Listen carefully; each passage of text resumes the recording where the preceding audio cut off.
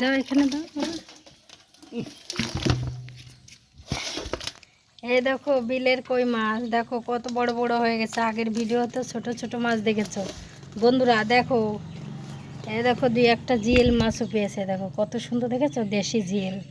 আর কি বড় বড় কই দেখো, ওরে বাবা। জিয়েল পাইছে দুটো চারটে, একটা ল্যাঠা মাছ পেয়েছে। দেখো কত মাছ পেয়েছে আজকে বিলের থেকে। দেখো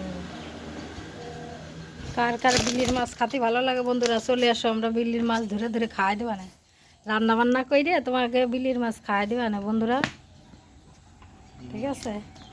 আমাদের বাড়ি চলে আসো বিলের মাছ খেতে বন্ধুরা।